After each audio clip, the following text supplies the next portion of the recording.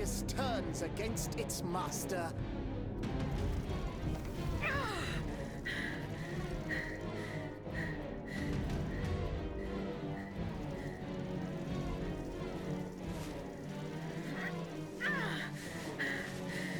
You are not my master, tyrant! You never were! I am quite happy to concede this point, but what about the Count? Have you forgotten that he gave you life and whispered the order that animates you? Look how he runs, the coward!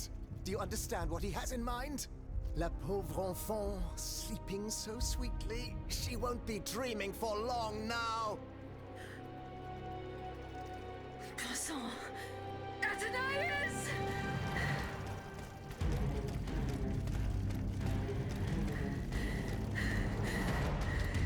Don't move! The time has come to set you free, Aegis. This whore's soul has poisoned your cogs for too long. Adieu, sad puppet. No!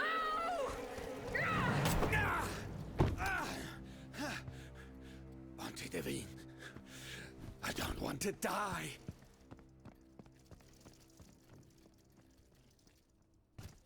Athenais. The sun is rising, and you have slept for far too long. The beauty of this world longs for you, just as you long for its light. For you are like the flowers that open in the morning. I know you, mon ami. We loved each other. Vous en souvient-il? You gave me your heart. So please, let me give you mine today. Vivez heureuse, Athenais. For it is happily that I leave this world.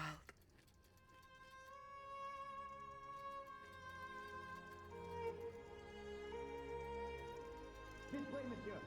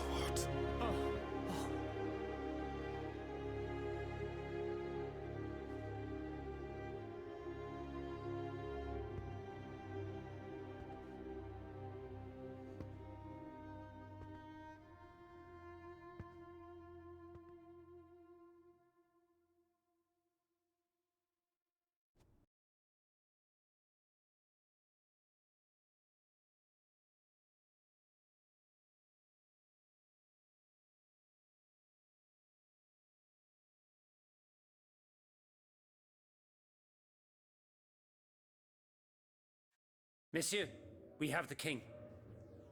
It is now up to us to wield his scepter.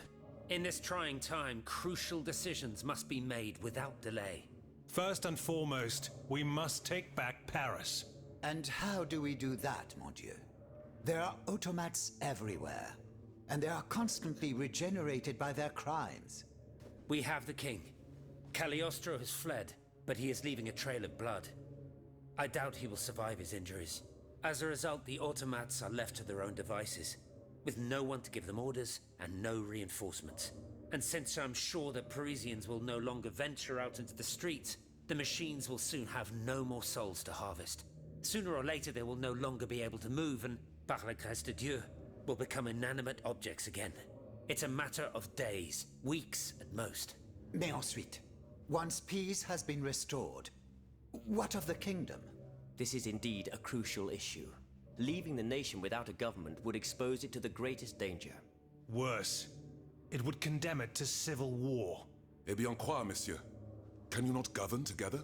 Unfortunately, the disagreements that divide our assembly run far too deep. That which we can agree is that we have been given a chance to choose the person who shall succeed the tyrant. I believe I am the person who is best suited to exercise power. Of course, I will only hold office for as long as it takes to set up a new assembly and a government of the people. For the French will no longer tolerate a king. We can be sure of that. Are you joking? What have you done that would convince us to let you take down the monarchy? Answer, Monsieur de Robespierre. You have our full attention. Monsieur, I rest my case. Very well. We must now make our decision. I pray that each of us shall respect this decision and set aside our personal interests for the sake of peace and the common good. Who among you approves the appointment of Monsieur Maximilien de Robespierre?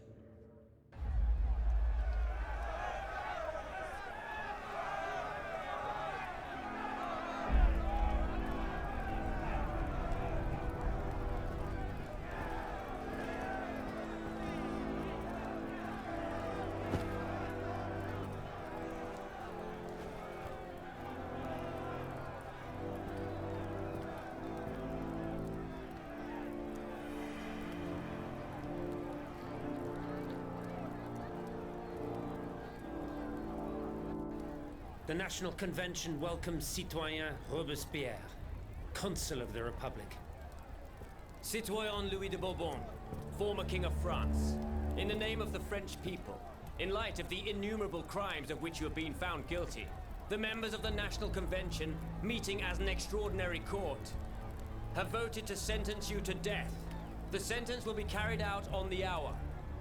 Now that justice has been done, the nation is ready to hear your last words.